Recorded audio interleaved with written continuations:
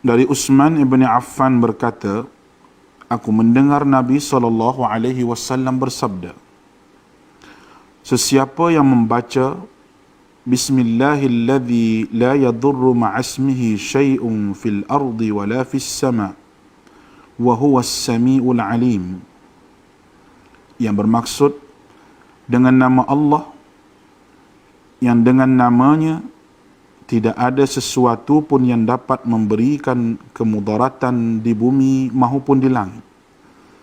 Dialah yang maha mendengar lagi maha mengetahui. Sebanyak 3 kali, maka dia tidak akan ditimpa bala yang datang secara tiba-tiba sehingga subuh.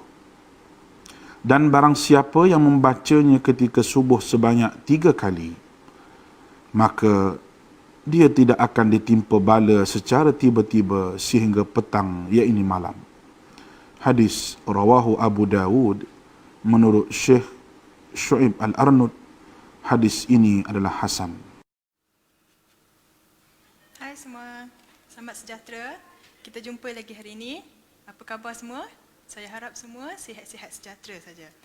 Okey, jadi untuk yang belum mengenali saya, nama saya Syira binti Abdul Razak. Saya mengajar di SMK Derma Kangan Perlis. Okey, untuk sebelum saya teruskan, terlebih dahulu saya ingin mengucapkan terima kasih sekali lagi kerana diberi peluang menjadi tenaga pengajar dalam program tuition online Perlis Mengaji ini. Okey, siaran ini adalah dikuasakan oleh MAIPS dan JAIPS dengan kerjasama Kerajaan Negeri Perlis dan JPN Perlis. Okey, untuk pengetahuan semua, terutamanya bagi murid-murid dan juga guru-guru yang pertama kali mengikuti tuition online ini, siaran ini diadakan khas untuk membantu murid-murid belajar di rumah sepanjang tempoh PKP dan sekarang telah pun menjadi PKPP, ya, agar murid-murid tidak ketinggalan dalam pelajaran dan menggunakan waktu yang ada dengan aktiviti yang berfaedah. Okey, jadi hari ini saya akan menerangkan sukatan pelajaran tingkatan 4 bidang 7, iaitu bidang moral dan kenegaraan. Ya, jadi sebelum kita teruskan lagi, murid-murid kena tahu apa yang akan dibincangkan dalam bidang 7 ni. Okey, dalam bidang 7 ini, moral dan kenegaraan, ia berkaitan dengan menghubung kaitkan konsep moral dengan kenegaraan dalam kehidupan bermasyarakat. Bidang ini membincangkan hak dan tanggungjawab sebagai warga negara yang mengamalkan perpaduan, menguruskan perbelanjaan secara beretika serta berbangga sebagai rakyat Malaysia dalam mengekalkan keunikan dan kedaulatan negara. Okey, jadi murid-murid, bila tengok daripada huraian di sini, ya, kita boleh tahu bahawa dalam moral tu saja, moral dan kenegaraan tak semestinya ia berkaitan dengan berbuat baik sesama manusia, tak semestinya kita menjaga alam sekitar, tapi ia juga termasuk dalam ada topik yang berkaitan dengan menguruskan perbelanjaan pun juga dibincangkan dalam sukatan pelajaran untuk pendidikan moral ni, ya. Okey, jadi ini adalah dalam bidang 7 ini, untuk tingkatan 4, semuanya ada 5 topik, 5 unit. Ya, jadi unit yang ke-8 ialah hak dan tanggungjawab warga negara. Unit yang ke-9, perpaduan masyarakat asas kemakmuran negara. Unit ke-10, pengurusan perbelanjaan secara beretika. Unit 11, keunikan rakyat Malaysia. Dan akhir sekali unit 12 ialah kedaulatan negara, tanggungjawab bersama. Okey, saya telah terangkan untuk unit yang 8 dan 9. Jadi hari ini saya akan fokus kepada unit yang ke-10, iaitu pengurusan perbelanjaan secara beretika. Okey, jadi unit 10. Jadi beberapa nilai telah disadangkan untuk bidang ini, untuk tajuk ini, iaitu nilai yang pertama ialah nilai kesederhanaan, diikuti oleh dengan nilai bertanggungjawab. Yang berikutnya ialah nilai berdikari. Dan ada 2 lagi nilai, iaitu rasional dan kejujuran yang boleh digunakan dalam unit ini. Okey, jadi dalam unit ini murid-murid akan belajar tentang yang pertama, maksud perbelanjaan etika. Yang kedua, cara pengurusan perbelanjaan secara beretika. Yang ketiga, kepentingan pengurusan perbelanjaan secara beretika. Yang keempat, kesan pengurusan perbelanjaan tidak beretika. Yang kelima, isu kad kredit dan juga kad debit. Keenam, isu pembelian dalam talian.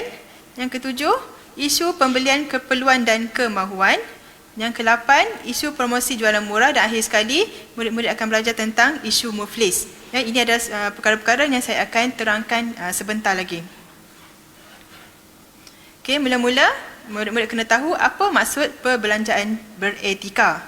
Jadi ia bermaksud mengikut keperluan. Ya, berbelanja mengikut keperluan. Tak perlu nak membazir, apa yang kita perlu itu saja yang kita belanjakan. Kemudian mengikut kemampuan. Ya, apa yang kita mampu, banyak mana yang duit kita ada, itulah yang kita belanjakan. Ya, kemudian tidak membazir. Walaupun duit kita banyak, tapi jangan beli ataupun berbelanja ke arah yang perkara yang tidak penting. Dan akhir sekali perlulah berjimat cermat. Ya, jadi ini adalah 4 perkara utama yang boleh dirumuskan dalam maksud perbelanjaan beretika. Okey, jadi cara pengurusan perbelanjaan secara beretika. Ya, di sini ada saya senaraikan beberapa cara pengurusan perbelanjaan secara beretika. Yang pertama ialah menentukan kedudukan keuangan yang dimiliki. Maksudnya murid-murid kena tahu, semua orang, siapa-siapa saja perlu tahu berapa wang yang akan dimiliki. Maksudnya gaji dia untuk bulan tu berapa. Kalau dalam konteks murid-murid, berapa wang yang diberi oleh ibu bapa untuk sebulan, ataupun seminggu, ataupun sehari. Ada murid yang ibu bapa bagi wang harian, setiap hari dia bagi duit belanja. Ada yang mengikut bulan. Jadi tak kira lah banyak mana diberi dan dalam tempoh mana, murid-murid kena bijak menguruskan keuangan murid-murid. Kemudian mengenal pasti dan membuat anggaran perbelanjaan. Cuba fikir apa benda yang hendak dibeli untuk bulan tersebut. Apa benda yang penting, apa benda yang tak penting. Belanjakan ke arah benda yang penting dulu. Ini adalah mengenal pasti. Buat catatan dulu. Kemudian mendokumentasikan perbelanjaan. Setiap apa yang kita belanja, setiap apa yang kita belanja perlulah didokumentasikan. Kalau kita pergi kedai, kita akan dapat resit, kita simpan resit tu. Kalau pergi kedai yang biasa, yang tak ada resit, balik nanti catat dalam buku nota. Sediakan satu buku nota berkaitan dengan perbelanjaan keuangan kita saja. Di situ kita akan mudah untuk tengok balik perbelanjaan kita untuk masa-masa tertentu tu. Kemudian beli barangan secara tunai, kad debit atau kad kredit, itu terpulang, tapi ada kelebihan dan kekurangan untuk setiap satu tu. Nanti saya akan terangkan nanti. Kemudian cara pengurusan perbelanjaan secara beretika yang berikutnya ialah mendisiplinkan diri ketika berbelanja. Untuk berbelanja pun kena berdisiplin. Tak semestinya berada dalam sekolah kena berdisiplin, kena memandu kereta di jalan raya yang perlu berdisiplin. Ketika berbelanja untuk diri sendiri pun perlu berdisiplin. Jadi macam mana? Nanti kita akan tengok. Kemudian ialah tidak terpengaruh dengan jualan murah atau jualan dalam talian. Ini memang ramai yang tergoda terpengaruh dengan jualan murah, sama ada di kedai-kedai ataupun dalam talian. Sebab iklan-iklan yang diberi memang sangat menarik. Kadang-kadang saya pun terpengaruh juga. Tapi walaupun pun kita kena sedar, kita kena ingat, kita berbalik semula kepada tips-tips cara pengurusan perbelanjaan secara beretika, iaitu kena tengok keuangan kita macam mana. Kena tengok kita punya anggaran perbelanjaan macam mana. Kita kena fikir apa benda yang perlu dan tak perlu. Jadi di situ barulah kita tidak akan mudah terpengaruh. Jadi murid-murid, sebagai pengguna kita perlu bijak menguruskan perbelanjaan secara beretika. Jadi dalam bab berbelanja pun kita ada, semua manusia ada hak. Jadi di sini hak perlu tahu apakah hak sebagai pengguna yang ada kaitan dengan perbelanjaan. Jadi yang pertama, hak sebagai pengguna ialah hak untuk mendapat keperluan asas. Yang kedua, hak untuk mendapatkan keselamatan. Yang berikutnya adalah hak untuk mendapatkan maklumat. Ini adalah semua senarai hak-hak pengguna. Saya pernah terangkan sebelum ni, tapi ini agaklah sebagai ulang kaji. Jadi yang berikutnya adalah hak untuk membuat pilihan, hak untuk bersuara, hak untuk mendapatkan ganti rugi, hak untuk mendapatkan pendidikan pengguna, hak untuk mendapatkan alam sekitar yang sihat dan selamat. Jadi hak-hak pengguna ni, apa kaitan dia dengan pengurusan perbelanjaan secara beretika? Bermaksud, walaupun kita perlu untuk kita ada duit untuk belanja, tapi kita tengok apakah keperluan asas dan apakah keperluan yang tidak penting. Dengan duit yang kita ada, kita perlu utamakan barangan yang untuk memastikan keselamatan kita. Dengan duit yang kita ada, kita perlu kita berhak untuk mendapat maklumat, untuk mendapatkan perkhidmatan atau membeli barang yang lebih berkualiti. Ya, dengan duit yang kita ada, kita berhak bersuara. Maksudnya kita berhak kata no pada sales girl.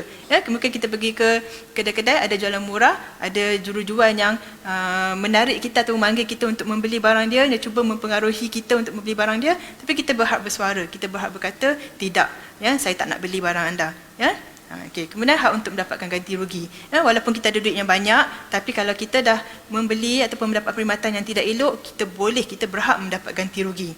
Ya, kemudian mendapatkan pendidikan pengguna, ya, kita ada hak untuk mendapatkan pendidikan yang berkenaan dengan kepenggunaan, kan? Dan juga yang akhir sekali lah hak untuk mendapatkan alam sekitar yang sihat dan selamat. Ya, jadi kita berhak untuk membelanjakan wang kita ke arah untuk mendapatkan alam sekitar yang bersih dan juga selamat. Ya, jadi semua ni ada kaitan dengan perbelanjaan yang beretika. Okay, jadi bila berkaitan dengan pengguna ni, pengguna membeli barang, ya, kita tidak jauh atau tidak lari dengan FOMCA. FOMCA ni apa dia? FOMCA adalah pertubuhan, ya, bermaksud Gabungan Persatuan-Persatuan Pengguna Malaysia, atau dalam bahasa Inggerisnya FOMCA tu, F untuk Federation, O untuk of, M Malaysian, C Consumers, A untuk Associations, ya, Federation of Malaysian Consumers Association. Dalam bahasa Melayu dia Gabungan Persatuan-Persatuan Pengguna Malaysia. Okay, jadi apa dia FOMCA? Apa peranan FOMCA ni? Ya, FOMCA adalah sebuah pertubuhan sukarela, tidak mementingkan keuntungan, bukan politik dan pertubuhan sivik. Ia menjadi payung bagi persatuan pengguna gabungannya. FOMCA bekerja rapat dengan kerajaan dan badan bukan kerajaan di peringkat kebangsaan dan antarabangsa dalam memberikan maklumat, pendidikan dan perlindungan pengguna. Jadi keutamaannya bukan sahaja nilai untuk wang, tetapi juga nilai untuk manusia. FOMCA berusaha untuk mempertingkatkan melalui kuasa beli pengguna, pembangunan berasaskan keperluan yang memastikan keadilan sosioekonomi dan alam sekitar bagi mendapatkan kualiti hidup yang lebih baik. Ya, itu adalah peranan FOMCA.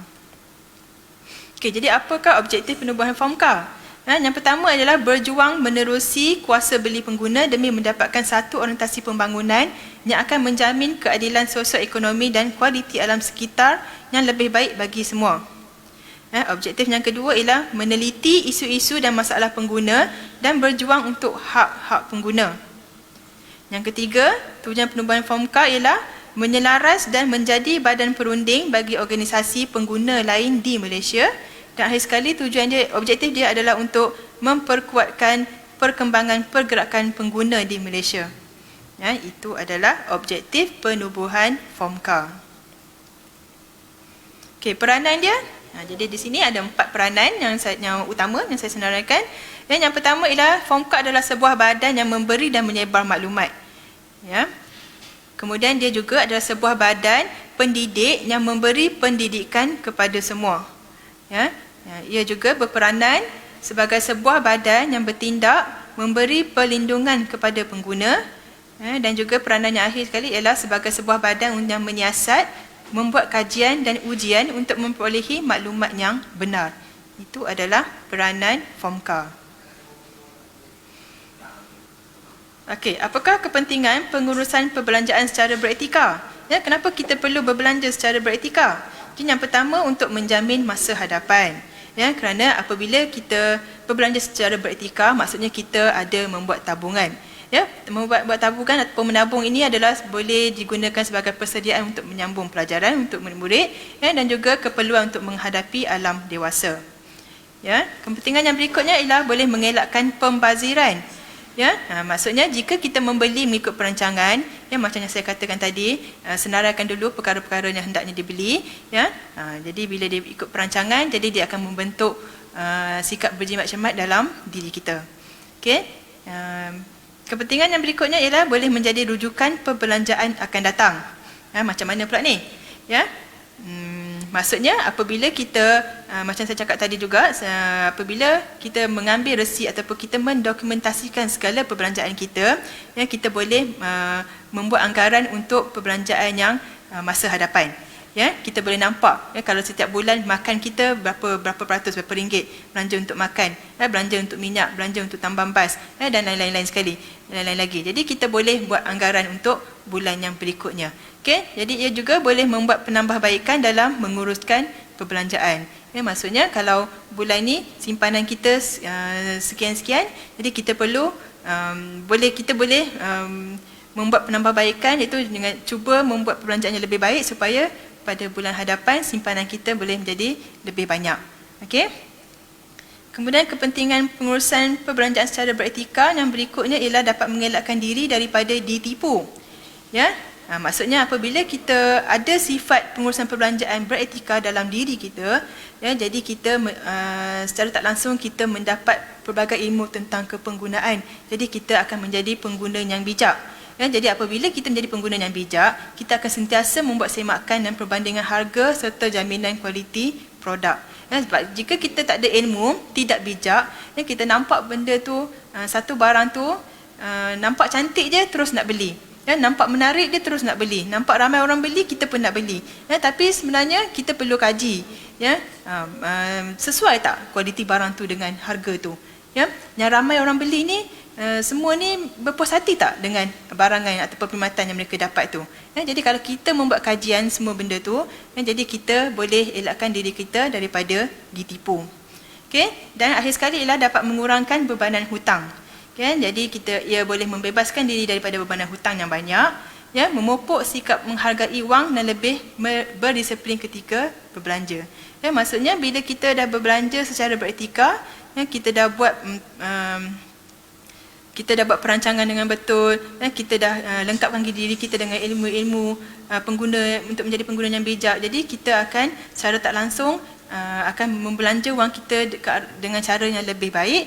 Jadi salah satunya adalah dengan boleh membebaskan kita daripada berhutang. Ya. Jadi di situ adalah lima kepentingan pengurusan perbelanjaan secara beretika. Okay. Kesan pengurusan perbelanjaan yang tidak beretika, ya, jadi kita spesifikkan kepada empat kategori. Ya, kesan pengurusan perbelanjaan tidak beretika kepada diri akan membuatkan diri kita banyak berhutang. Bila banyak berhutang maksudnya kita tak ada simpanan. Bila dah terlalu banyak berhutang sampai tak ada langsung simpanan, kita akan jadi muflis, ya, dan ini akan menjejaskan imej diri kita. Kemudian kesan pengurusan perbelanjaan yang tidak beretika terhadap keluarga pula, ia akan menjatuhkan imej keluarga. Perbelanjaan akan bertambah, ya, pergaduhan dalam keluarga akan berlaku, ya. Apabila tak cukup duit, selalunya kebanyakan pergaduhan yang dalam keluarga berlaku memang kebanyakannya adalah disebabkan oleh kekurangan duit, ya. Jadi kita tak maulah perkara ini terjadi. Okay, dan juga keluarga tersebut akan menanggung hutang yang banyak. Ya, itu adalah kesan kepada keluarga. Kepada masyarakat pula apa dia? Apabila kita kesan pengurusan perbelanjaan tidak beretika terhadap masyarakat, ia akan melahirkan masyarakat yang boros. Ya, kalau setiap individu ada sikap yang suka berhutang, ya, jadi kalau banyak-banyak individu dalam satu masyarakat, jadi masyarakat itu sendiri akan melahirkan satu masyarakat yang boros. Ya, jadi budaya pun akan terbentuk, itu budaya suka berhutang pun meningkat dalam masyarakat tersebut. Ya, jadi akan muncullah agensi kewangan yang memberi hutang. Agensi kewangan yang memberi hutang ni maksudnya agensi yang tidak berlesen lah, dan nanti akan ada macam-macam kesan negatif jika kita meminjam wang daripada agensi yang tidak berlesen. Okay? Kemudian efek dia pada negara pula. Ekonomi negara akan terjejas, pembangunan negara pun akan terjejas, dan akhirnya akanlah berlakulah inflasi.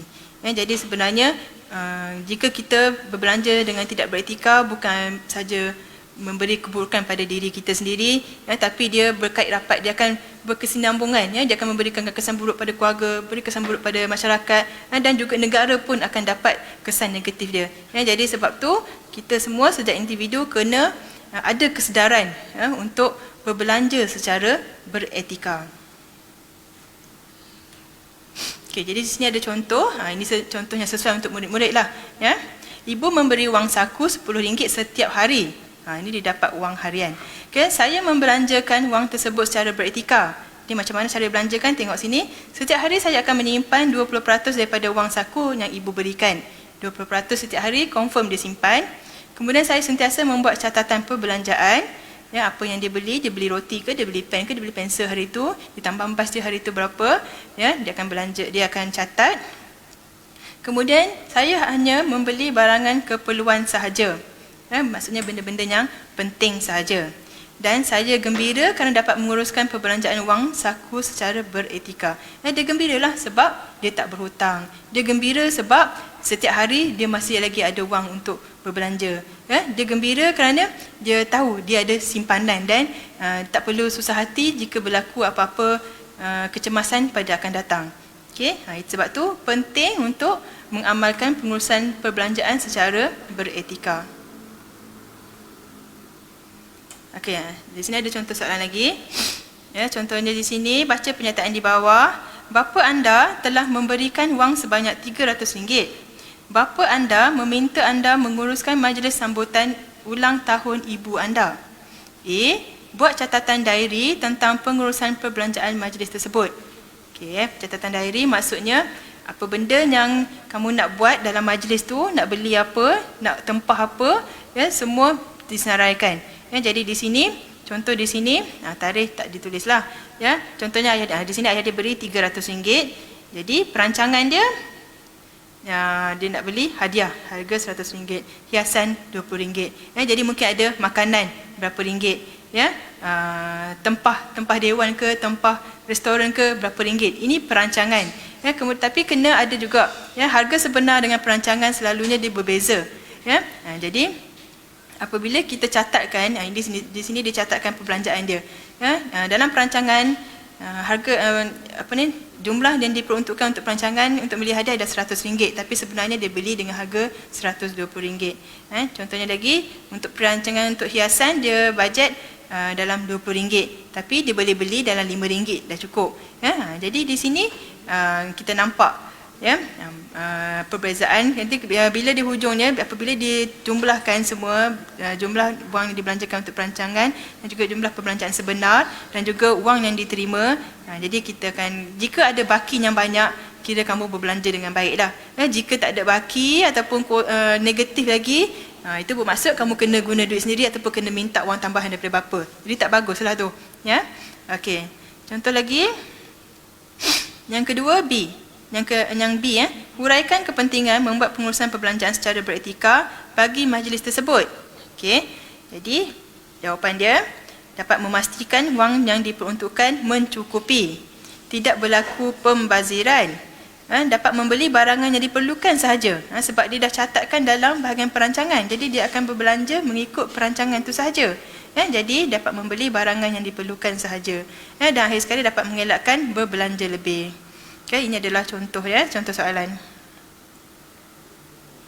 Okey, sekarang kita masuk beberapa isu yang penting berkaitan dengan perbelanjaan. Jadi isu yang pertama ialah kad debit dan juga kad kredit. Pernah dengar kad debit, kad kredit? Okey, jadi kita tengok kad kredit.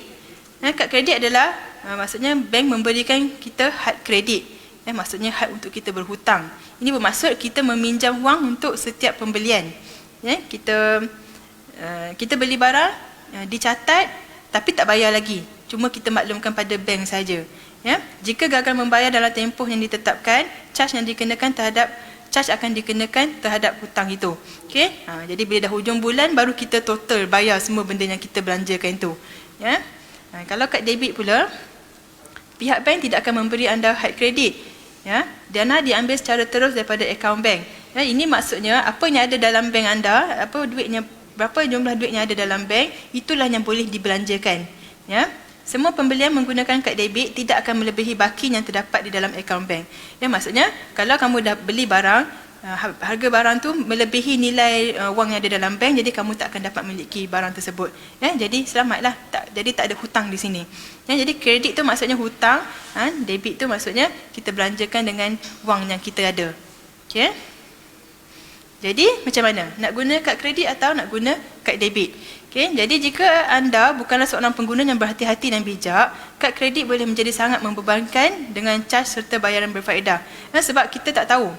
Masa kita beli, kita cuma beli, catat. Tapi bila di hujung bulan, bank hantar statement, hantar penyata keuangan, baru kita tahu, oh banyak ni rupanya kita dah belanja. Jadi ada kemungkinan wang yang dibelanja perlu dibayar itu tak cukup dengan gaji kita untuk bulan tersebut. Jadi kita akan berhutang dan kita kena bayar pada bulan yang berikutnya. Di sinilah charge akan dikenakan. Jadi kena bayar lebih pula pada nilai yang sepatutnya. Tapi kalau nak guna kad debit, jika kad debit anda terlepas daripada tangan orang yang tidak bertanggungjawab, akaun bank anda terjejas keselamatannya dan berisiko untuk dikosongkan. Dekat sini kita memanglah tak berhutang, tapi anda kata orang dapat kad debit kita tu, orang dapat password, orang dapat pin kad debit kita tu, dia boleh guna, dia boleh keluarkan semua duit kita tu daripada bank. Jadi bermasalah juga. Jadi pandai-pandai murid perlu fikir dengan bijak. Cuba pertimbangkan dengan betul yang mana satu yang selamat. Jadi tapi bagi saya rasa lebih baik guna kad debit. Cuma kita perlu simpan di tempat yang betul-betul selamat. Okey, isu yang berikutnya untuk tajuk ini ialah pembelian dalam talian. Online shopping, biasa ni. Terutama di waktu PKP ni, musim waktu yang kita dilanda wabak COVID-19 ni, kerajaan pun telah menasihatkan kita menggalakkan rakyat Malaysia untuk berbelanja secara online. Tidak menggunakan wang tunai tapi gunakan kad secara online lah, dalam talian. Jadi apa maksud dia pembelian dalam talian? Maksudnya ialah proses yang pengguna lakukan untuk membeli produk atau perkhidmatan dalam internet. Kena guna line internet. Semua jenis kedai mempunyai laman sesawang runcit, termasuk juga yang tidak mempunyai kedai fizikal atau katalog cetak. Maksudnya kedai yang biasa, mall, shopping mall ataupun kedai yang biasa, dia ada laman sesawang. Dia ada dalam bentuk online juga. Tapi ada juga kedainya dia tak ada kedai, tapi dia ada dalam bentuk laman sesawang. Itu adalah pembelian dalam talian. Kemudian membeli belah dalam talian ialah sejenis perdagangan elektronik yang digunakan untuk urus niaga, perniagaan-perniagaan, B2B, business to business, ataupun perniagaan ke pengguna, business to consumer. Ini adalah maksud pembelian dalam talian. Jadi ada kebaikan dan juga keburukan untuk pembelian dalam talian ni ataupun online shopping. Kebaikan dia ialah kita tidak perlu keluar rumah untuk menempuh kesesakan trafik. Kita duduk atas sofa, relax-relax sambil tengok TV, tekan-tekan kita dah beli barang tersebut. Tekan-tekan handphone kita dah beli barang tersebut. Kemudian membeli belah dengan selesa. Selesa lah sebab saya kata tadi, kita tak perlu bersesak-sesak, tak perlu beratur, nak pergi kedai. Jadi selesa, duduk di rumah saja pun boleh dah. Mudah membuat perbandingan. Senang. Kita type saja barang apa yang kita nak beli, kita tengok, kita boleh bandingkan dengan bermacam-macam kedai yang ada. Kedai dalam talian tu kita boleh tahu dengan cepat. Tapi kalau kita membeli secara terus, kita pergi ke kedai, kita kena pergi masuk dalam banyak kedai nak tengok harga untuk pelbagai barang yang kita beli tu. Tapi kalau online ni, kita cuma duduk setempat je, cuma layari kita internet, kita boleh tengok dah harga macam-macam barang dah. Jadi mudahlah, itulah kebaikan dia. Kemudian boleh membeli sebarang masa. Pukul 11 malam pun boleh beli lagi. Pukul 2 pagi pun boleh beli lagi. Tapi kalau kedai dia ada had waktu beroperasi. Contohnya buka pukul 10 pagi, tutup pukul 10 malam. Selain daripada itu tak beroperasi, jadi kita tak boleh. Tapi kalau membeli secara online, mungkin waktu siang kita sibuk, tak sempat nak membeli belah, tapi bila waktu malam dah siap dah semua kerja, boleh membeli belah. Jadi sebarang masa boleh membeli belah. Itu adalah kebaikan online shopping. Yang berikutnya adalah kebanyakan kedai online memberi diskaun jika kedainya mendapat sambutan yang baik. Jadi kalau banyak pembeli untuk kedai itu, dia akan bagi diskaun yang banyak lah. Itu adalah kebaikan untuk online shopping. Kemudian keburukan ni pula. Keburukan untuk online shopping ataupun pembelian dalam talian, tidak boleh terus menggunakan barang yang dibeli. Kita dah beli, kita dah order, tapi kita kena tunggu hari tempoh penghantaran dia. Jadi lama. Mungkin kadang-kadang masa paling dekat 3-4 hari, paling lama kadang-kadang boleh sampai 2 minggu. Kalau beli barang daripada luar negara, mungkin akan ambil masa sampai sebulan. Jadi lama. Jadi kita tak seperti kita membeli secara terus, kita beli balik kita boleh terus guna, kita boleh terus pakai baju baru kita tu. Tapi kalau online kita kena tunggu pula beberapa hari. Jadi macam excited kita tu dah habis dah tawar dah. Dia tak syok lah. Kemudian perlu membayar kos penghantaran. Jadi di sini murid-murid kena tahu juga, jika nak membeli barang, cuba bandingkan harga, walaupun harga tu dah murah, tapi tengok berapa kos penghantaran dia. Kalau kira-kira harga barang jumlahkan dengan harga kos penghantaran sama je dengan harga barang yang murid boleh beli di kedai yang berhampiran dengan rumah, lebih baik pergi ke kedai. Ya. Tapi kalau sebab kadang-kadang harga bila kita tengok harga barang tersebut, bila dicampur dengan harga kos penghantaran, harga dia akan lebih jauh berbeza daripada jika murid beli secara terus di kedai. Okey, jadi ini di sini murid kena bijaklah membuat keputusan. Ya, kemudian tidak dapat menguji produk. Ya, jadi contohnya kalau kita beli baju, kita perlu tahu macam mana, kita perlu pegang, kita perlu tahu kualiti kain tu macam mana, baru kita selesa nak pakai. Ataupun kasut. Kasut kita kena cuba masukkan, sarungkan kaki kita, baru kita tahu, baru kita selesa atau tidak. Walaupun kita dah ukur, kalau kita beli online, kita cuma boleh ukur kaki kita. Memanglah bila beli online, mereka akan bagi panduan, saiz kaki berapa, dan juga untuk saiz kaki tu sesuai untuk kasut saiz berapa. Tapi sebenarnya kan kalau tak pandai cara mengukur pun akan tersilap beli juga. Jadi ini akan rugilah. Beli kasut mahal-mahal dan kita pun sangat teruja untuk memakai kasut baru tersebut, tapi akhirnya kita tak boleh pakai. Duit habis, kita tak boleh pakai. Jadi sayanglah. Itu adalah keburukan online shopping. Kemudian risiko membeli di kedai online yang tidak berdaftar. Kita dah bayar dah beli dah, tak dapat barang. Bila cek balik, kedai tu tak wujud pun. Jadi barang tak dapat, duit pun tak dapat. Nak saman pun tak boleh. Sebab dia tak berdaftar. Jadi di sinilah kerugian dia. Ya. Okey, di sini ini adalah kebaikan dan juga keburukan pembelian dalam talian. Okey, isu yang berikutnya adalah penipuan ini adalah contoh-contoh karakter akhbar yang berkaitan dengan penipuan dalam talian. Ya, ada banyak sebenarnya. Jadi ada di sini ada beberapa karakter akhbar. Contoh di sini adalah penipuan dalam talian semakin meningkat. Kemudian terdedah ancaman cyber. Jika kita membuat pembelian dalam talian, kita akan sentiasa masuk ke laman bank kita, tapi mungkin akan ada yang akan hack nanti. Jadi itulah bahayanya. Kemudian di sini ada lagi penipuan dalam talian meningkat 50%. Banyak ni. Kemudian sikap ambil mudah punca kena tipu. Jadi pengguna pun kalau bersikap ambil mudah, tidak berilmu, lagi mudah kena tipu jika membeli secara online. Okey, ini berkenaan dengan ancaman jenayah cyber. Okey, itu adalah beberapa karakter akhbar berkaitan dengan penipuan pembelian secara online. Okey, sini ada tips. Berapa tips untuk membeli atas talian. Okay, yang pertama, pilih laman web yang berdaftar. Tengok betul-betul, pastikan laman web tersebut berdaftar. Semak maklumat perniagaan online dengan SSM. Buat perbandingan harga. Ini pun penting, kena sentiasa buat perbandingan harga. Semak testimoni. Okay, setiap kedai yang menjual barangan, dia akan ada apa panggil testimoni lah ataupun maklum balas daripada pengguna. Pengguna akan memberi komen, mengatakan okey tak produk ni, kalau 5 bintang berapa bintang je, 5 bintang per 5 bintang, itu maknanya bagus lah. 3 bintang saja tak bagus. Jadi kita kena tengok, lepas tu baca lagi apa yang tak bagus, dari segi apa tak bagusnya. Itu adalah maksud semak testimoni.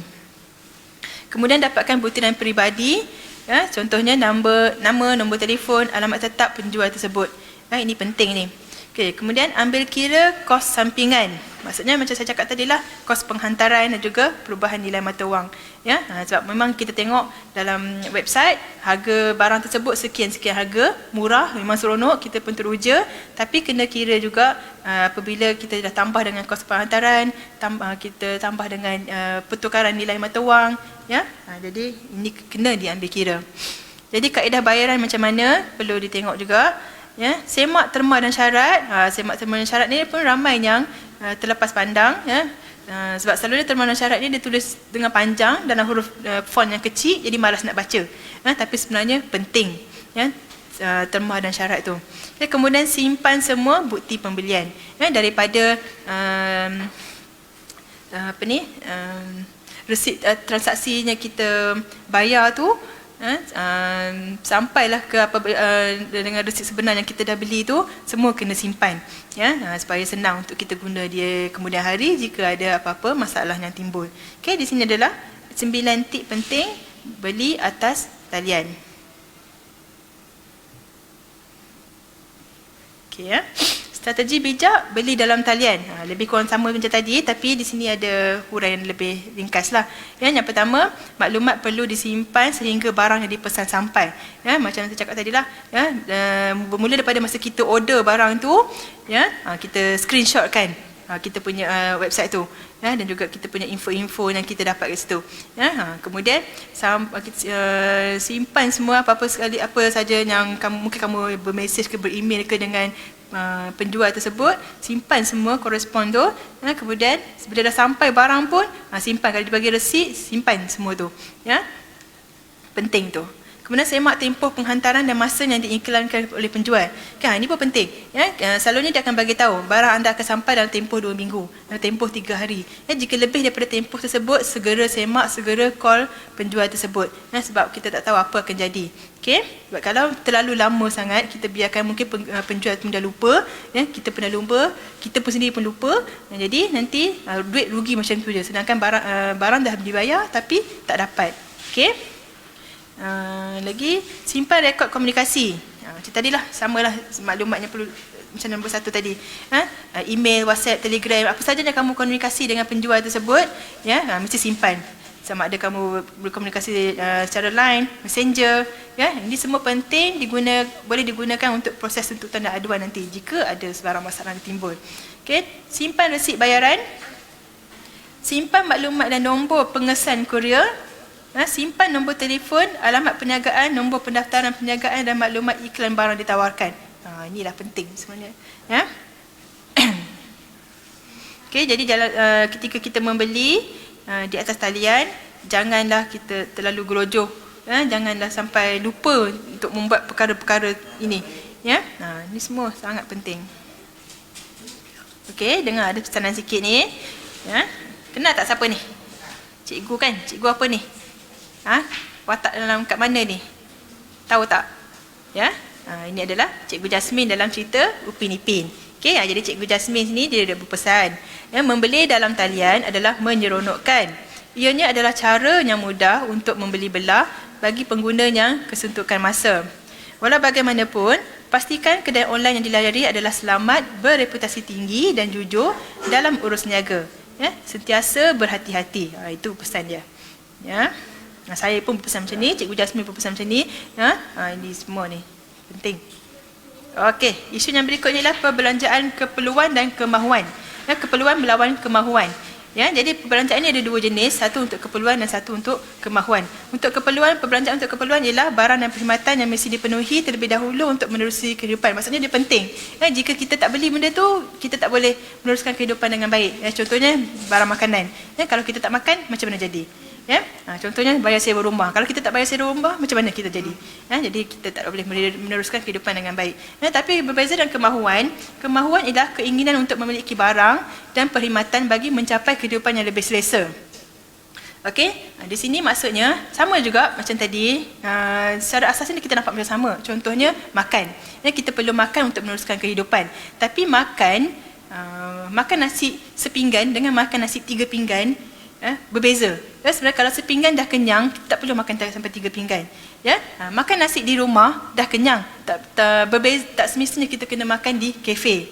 Ya, makan di kedai yang harga RM3.50, ya, dah kenyang. Jadi kita tak perlu nak makan di kafe ke di kedai yang mahal yang harganya RM13, RM30 untuk satu hidangan, tapi kenyang dia sama saja. Ya, jadi ini beza je kemahuan dan juga keperluan.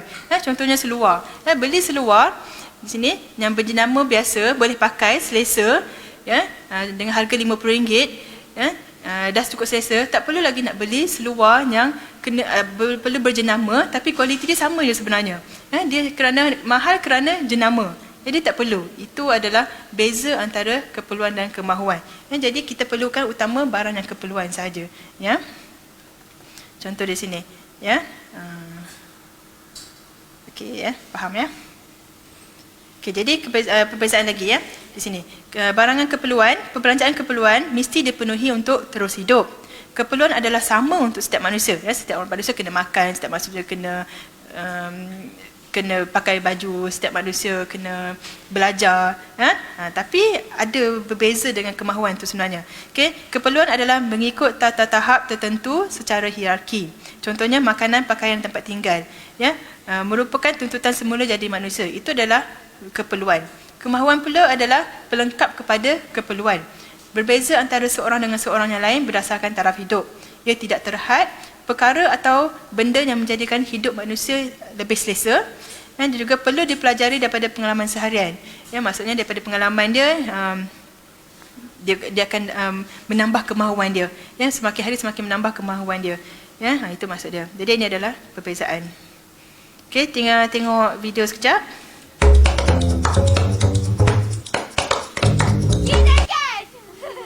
Hai adik-adik, dalam episod Kids and Cash hari ini ada lagi satu asas penting yang adik-adik perlu belajar untuk lebih bijak berbelanja, iaitu perbezaan antara barang keperluan dan kemahuan. Kalau nak tahu apa perbezaannya, adik-adik perlu tengok apa yang terjadi bila Captain Cash temankan Daniel ke kedai buku. Selamat pagi. Daniel nak beli apa hari ni? Daniel nak beli pemadam lah. Pemadam? Okey. Sekejap. Yang Daniel ambil berapa banyak ni kenapa? Daniel suka sebab macam-macam colour dia. Hey Daniel, kan kalau ambil satu je dah cukup. Ambil banyak-banyak ni membazir je. Kalau Daniel nak simpan duit, Daniel kena tahu bezakan antara keperluan dan kemahuan. Okay, contohnya macam kalau Daniel ambil satu ni, namanya keperluan. Tapi kalau Daniel dah ambil 10 macam ni, itu namanya kemahuan. Faham tak? Faham. Tak bagi. Tak bagi. Ya. Satu je. Satu. Contoh-contoh barang keperluan ialah seperti makanan, minuman, pakaian dan tempat tinggal. Barang-barang kemahuan pula macam komik, telefon bimbit, barang permainan dan makanan ringan. Okey adik-adik, ingat yang adik-adik perlu bezakan antara keperluan dan kemahuan bila nak beli barang-barang ni. Jangan beli barang-barang yang tak perlu, hanya beli barang-barang yang perlu sahaja. Okeylah, kita jumpa lagi dalam episod Kids and Cash yang akan datang. Kids, Cash, Kids and Cash. Okey, itu tadi tentang perbezaan antara keperluan dan juga kemahuan, ya. Sepatutnya beli satu pemadam dah cukup, tapi nak kena beli 10. Kenapa? Ya, sebab syok-syok saya untuk suka-suka. Jadi sebenarnya tak perlulah. Ya, itu adalah kira membazir. Okey, untuk isu seterusnya yang berkaitan dengan perbelanjaan ialah promosi jualan murah. Ini adalah contoh-contoh iklan berkaitan dengan promosi jualan murah. Macam-macam, kita pun selalu tengok ni, murid-murid selalu tengok ni. Okey, kita tengok isu dulu, berita dulu. Di sini ada berita daripada Berita Harian, ditulis oleh wartawan Nur Afzan Muhammad Yusof bertarikh 13 Disember 2012 pada tahun itu hari Khamis. Ya, tajuk dia ialah isu kepenggunaan jerat jualan murah. Okey, saya bacakan sikit. Promosi hujung tahun boleh dilihat di mana-mana. Perang poster beraneka rupa dan warna pula ditampal, digantung, dipacak di mana-mana saja lokasinya. Selain dimasukkan dalam peti surat dengan tujuan menarik perhatian orang ramai, berbelanja dan membuat perbandingan dari segi harga dan kualiti sesuatu produk. Peniaga berlumba-lumba memberikan potongan harga tersebut. Peniaga berlumba-lumba memberikan potongan harga terhebat. Belian terbaik, beli satu percuma satu dan sesetengahnya diskaun sehingga 90%. Itulah frasa lazim kita saksikan, termasuklah jualan harga runtuh ataupun jualan penghabisan stok dan jualan penghujung tahun. Okey, bukan semua promosi ditawarkan benar-benar menguntungkan.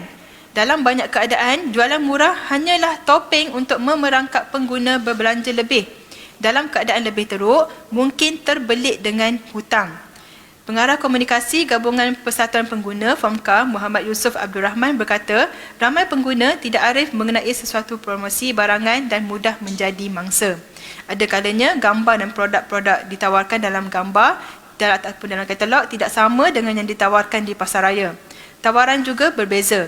Ada menawarkan belian atas belian, dan atau berbelanja sekian banyak untuk mendapatkan cabutan bertuah dan sebagainya. Ini kita biasa tengok. Ya, kalau nak dapat harga murah kena beli satu dulu baru dapat harga murah untuk barang yang kedua. Ya, kalau nak dapat diskaun 50% kena beli barang tersebut dalam bentuk dan untuk nilai yang harga RM100 dulu, lepas tu baru boleh dapat diskaun untuk pembelian yang berikutnya. Ya, ada macam-macam. Okey, jadi kalau nak beritanya lebih lebih tepat, boleh buka balik boleh Google, boleh search. Jadi jika ada sebarang aduan yang berkenaan dengan kepenggunaan, boleh hubungi nombor ni ya, 1-800-88-6800 atau Pusat Khidmat Aduan Pengguna Nasional, hubungi 03-7877-9000. Ini yang kena tahu. Dan murid-murid kena tahu bahawa ada pusat aduan untuk perkara jika terdapat sebarang perkara yang timbul ya. Ini akan memudahkan semua. Jadi kita tengok lagi satu video. Pelbagai taktik jualan murah akan dilakukan oleh peniaga ketika menjelang hari perayaan. Ini semua dapat mengaburi mata pengguna untuk mereka terus membeli belah. Baru-baru ini, Menteri Perdagangan Dalam Negeri, Koperasi dan Kepenggunaan KPDN-KK, Datuk Seri Ismail Sabri Yaakob menasihatkan agar orang ramai yang merasakan mereka ditipu tampil membuat aduan kepada bahagian penguatkuasa kementerian berhampiran ataupun menghubungi hotline kementerian 1300-888-255.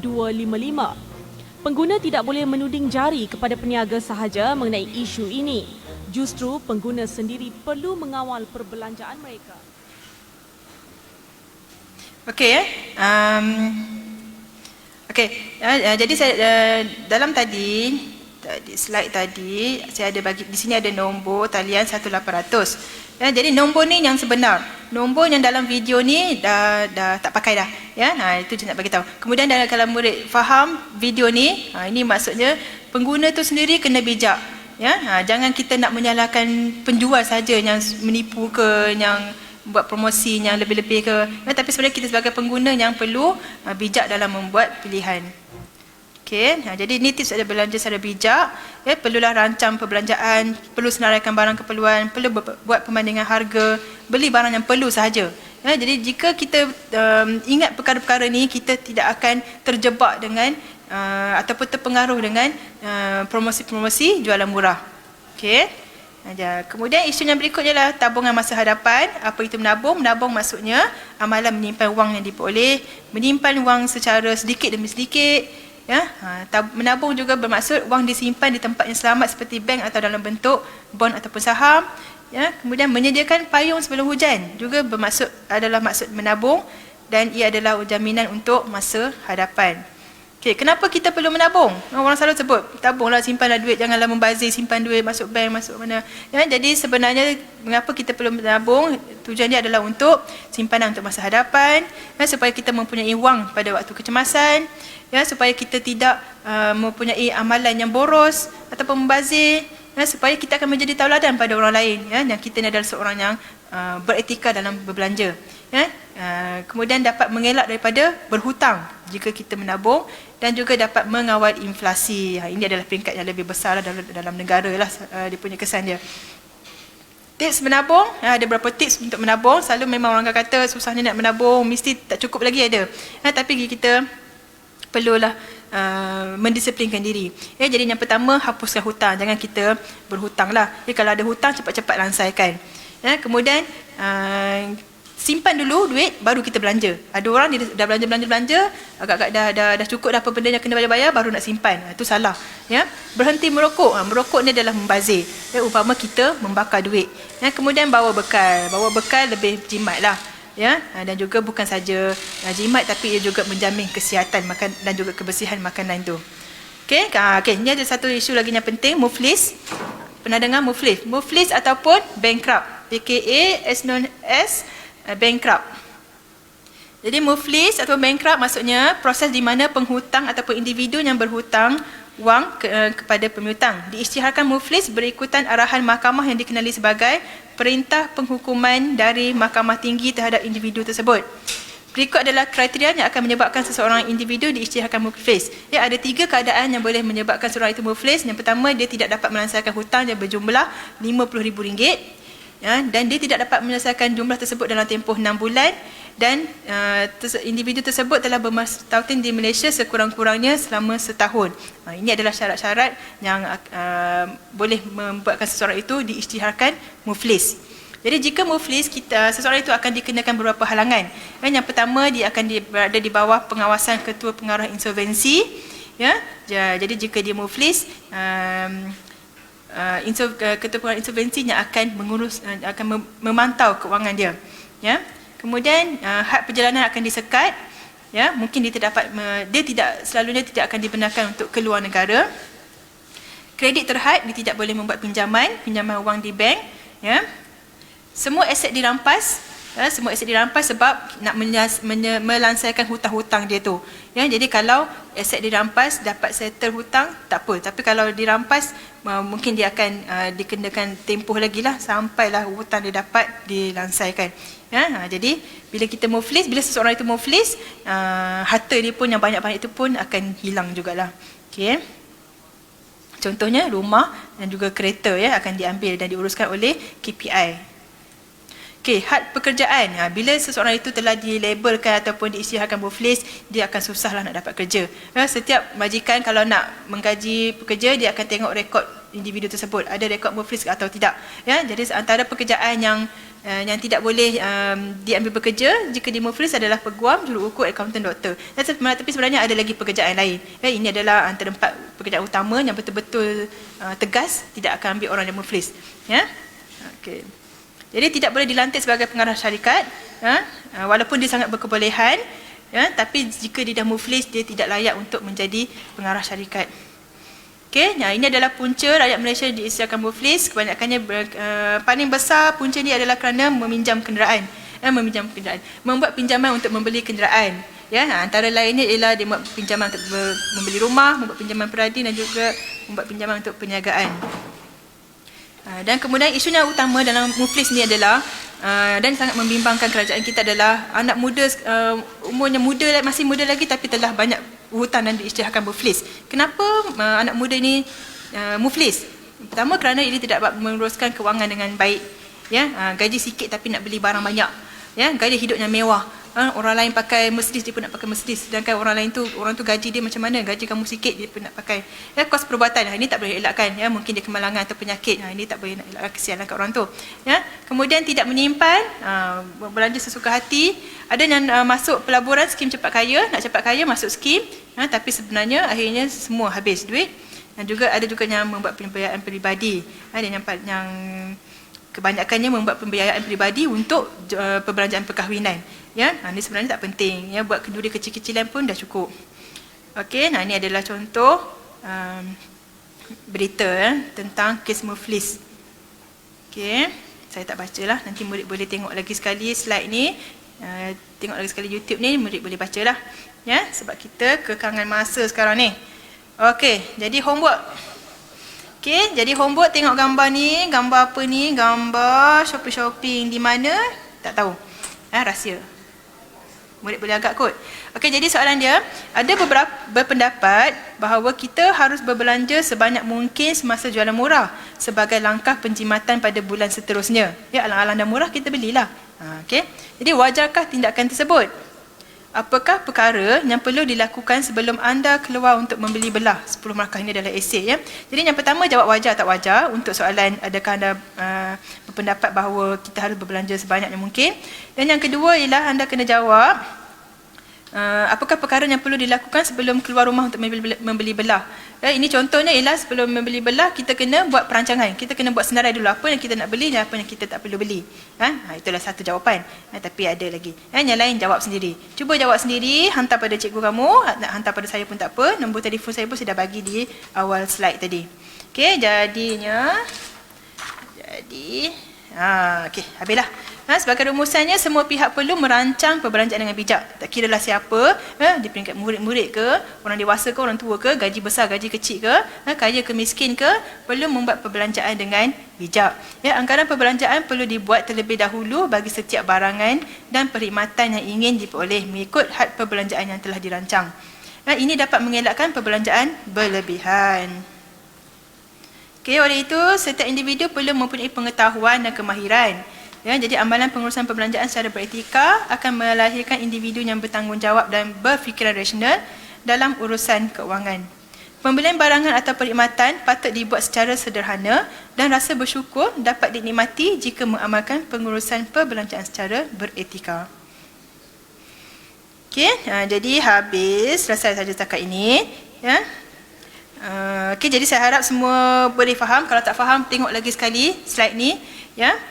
Kemudian cuba baca buku juga, cuba rujuk buku teks unit 10, baca lagi sekali bagi faham, cuba buka semua laman-laman website yang disyorkan, buat latihan, ya, walaupun duduk di rumah tapi buatlah latihan, hantar kat cikgu, kamu mesti gembira, walaupun kerja dia banyak, nak tanda banyak lagi, tambah lagi kerja untuk menanda jawapan kamu, tapi dia gembira sebab dapat anak murid yang rajin, ya, dan nak menuntut ilmu. Okay, jadi sebelum saya mengundur diri, saya nak mengucapkan terima kasih kepada semua pihak yang telah memberi kerjasama kepada saya dalam program ni, ya, sama ada secara langsung atau tak langsung, ya. Kemudian seperti biasalah, seperti sebelum berpisah, ya, pesanan saya supaya sentiasa patuhi SOP, ya. Kita belum lagi bebas daripada COVID-19, ya, kerana untuk mendapat status bebas daripada COVID-19, negara kita perlu bebas daripada kes baharu. Maksudnya setiap hari mesti kosong kes baharu selama 28 hari, ya, barulah kita boleh dikatakan bebas ataupun selamat daripada COVID-19.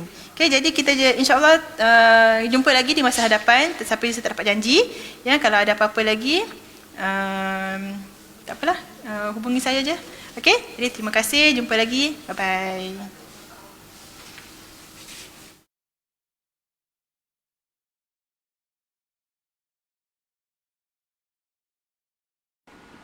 Daripada Anas bin Malik radhiyallahu anhu berkata, Nabi SAW pernah berdoa, Allahumma inni a'udzubika minal barasi wal jununi wal juzami wa min sayil asqam.